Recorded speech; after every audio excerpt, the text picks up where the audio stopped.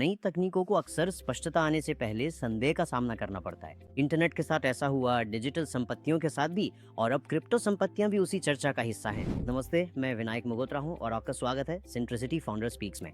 ये बातचीत विश्वास या प्रचार के बारे में नहीं है, यह समझने के बारे में है कि क्या बदल रहा है और क्या अब भी अनिश्चित है। अब कई प्रतिभागियों के लिए क्रिप्टो को अब डिजिटल मुद्रा के रूप में नहीं देखा जाता, इसे एक डिजिटल संपत्ति वर्ग के रूप में ट्रैक, ट्रेड और मूल्यांकित किया जाता है। क्रिप्टो करेंसी कई मायनों में पारंपरिक संपत्ति वर्गों से अलग है। ये सीमाहीन है, 24 घंटे 7 दिन ट्रेड होती हैं और अधिकांश बाजार परिस्थितियों में अच्छी लिक्विडिटी प्रदान करती हैं। ये पारंपरिक फिएट मुद्राओं से भी अलग है। संप्रभु केंद्रीय बैंक का समर्थन, मौद्रिक नियंत्रण, सख्त लिक्विडिटी की स्थिति, ये सभी लाभ क्रिप्टो नहीं देता। इसी वजह से ये बेहद अस्थिर, अत्यधिक अनिश्चित रहते हैं और नतीजतन आज ये विनिमय के माध्यम की तुलना में एक सट्टा संपत्ति वर्ग की तरह अधिक काम करते हैं। भारत में क्रिप्टो ट्रेडिंग औपचारिक रूप से 2020 में शुरू हुई थी। कई पाबंदियां, कई नियम लागू किए गए। आखिरकार अब हमारे पास मुनाफे पर 20% टैक्स, बड़े लेन देन पर 1% TDS और अनिवार्य KYC की शर्तें हैं। इन सभी पाबंदियों के बावजूद वित्त वर्ष 2024-25 में लेन देन का मूल्य 51,000 करोड़ रुपए पार कर गया, जो साल दर साल 41% की बढ़ोतरी है। पिछले 3 वित्तीय वर्षों में एक्सचेंजों ने मिलकर 1100 करोड़ रुपए TDS के रूप में काटे हैं। शुरुआत में इन उपायों से भागीदारी धीमी हुई थी, लेकिन हाल ही में इसमें बदलाव आया है। अब कुछ उच्च नेटवर्थ व्यक्ति और फैमिली ऑफिस क्रिप्टो को एक प्रयोगात्मक संपत्ति वर्ग के रूप में देख रहे हैं। उन्होंने अपनी रणनीतिक संपत्ति आवंटन के तहत मुख्य आवंटन के मुकाबले छोटे छोटे नियमित निवेश करना शुरू कर दिया है। जुलाई के आंकड़ों से गतिविधि में बढ़ोतरी दिखती है। क्रिप्टो वीक के बाद CoinDCX का वॉल्यूम 30% से अधिक बढ़कर 1 करोड़ 10 मिलियन तक पहुंच गया है। मुड्रिक्स ने भी वॉल्यूम में 25 से 30% की बढ़ोतरी दर्ज की है। जनवरी से जून 2025 के बीच लगभग 3,500 अल्ट्रा HNI परिवारों ने हर महीने 50 लाख से अधिक का ट्रेड किया, जिससे CoinDCX के वॉल्यूम में लगभग 50% का योगदान हुआ।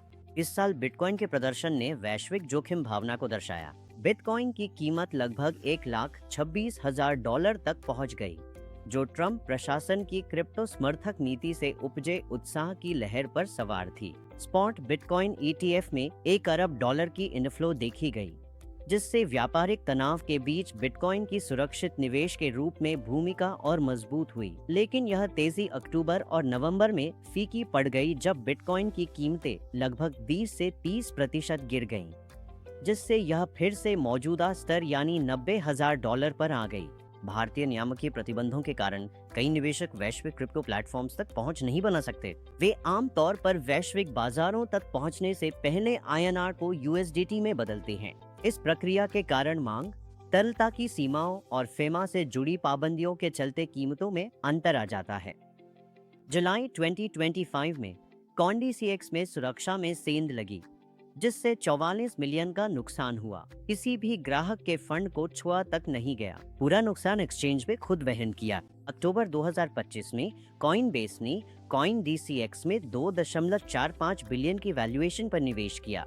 वहीं WazirX जैसे एक्सचेंज पर जुलाई 2024 में 230 मिलियन का साइबर हमला हुआ, जिससे कामकाज रुक गया। नियामकीय पाबंदियों के कारण ट्रेडिंग अक्टूबर 2025 में फिर से शुरू हुई। ये घटनाएं क्रिप्टो बाजारों में संचालन संबंधी जोखिम और रिकवरी के दौरान एक्सचेंजों द्वारा झेली गई विभिन्न परिस्थितियों को उजागर करती हैं। क्रिप्टो में भागीदारी काफी हद तक भिन्न भिन्न है।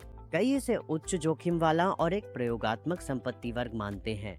कुछ लोग इसे पोर्टफोलियो के लिए रणनीतिक एसेट एलोकेशन मानते हैं। परिणाम उनकी जोखिम क्षमता, रिटर्न की उम्मीदों, समय सीमा और रेगुलेटरी स्पष्टता पर निर्भर करेंगे। सेंट्रिसिटी में हमारा काम किसी एसेट क्लास का पक्ष लेना या उसे नकारना नहीं है। हमारा उद्देश्य निवेशकों को जोखिम और संदर्भ समझाकर उसे उनके लॉन्ग टर्म गोल से जोड़ने में मदद करना है, क्योंकि सूचित निर्णय स्पष्टता से शुरू होते हैं, दृढ़ विश्वास से नहीं। स्पष्टता, संदर्भ, सेंट्रिसिटी,